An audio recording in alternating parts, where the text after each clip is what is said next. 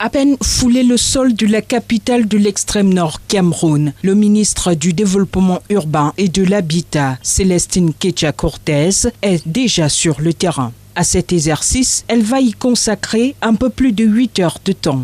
Les chantiers relevant de ce département ministériel sont multiples dans la ville de Maroua. Ils sont encore en cours d'exécution. Pourtant, les délais sont consommés à plus de 100%. Chantier de construction des logements sociaux, taux d'exécution 70%. Voirie urbaine 40%. Des taux d'exécution bien en deçà des prévisions. Situation également valable pour les chantiers de bitumage de plusieurs routes, tout comme les berges du Mayo-Kaliao.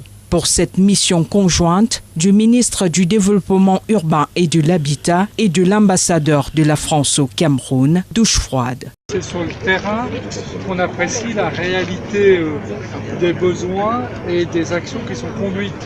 Et puis vous avez entendu le ministre comme moi qui a demandé aux entreprises sur le terrain de donner le meilleur.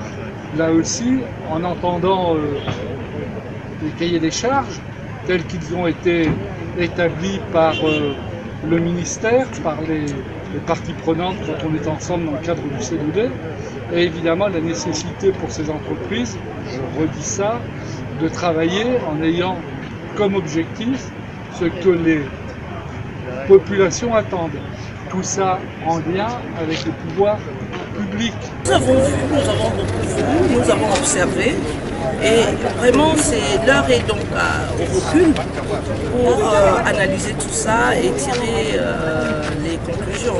Mais déjà, j'ai donné quelques directives. J'espère que les entreprises, dans un élan de mobilisation citoyenne, clé du développement durable, cher au président de la République, vont dès demain, et je veillerai à vérifier que c'est fait, dès demain, respecter, remplir leurs responsabilités, leur engagement.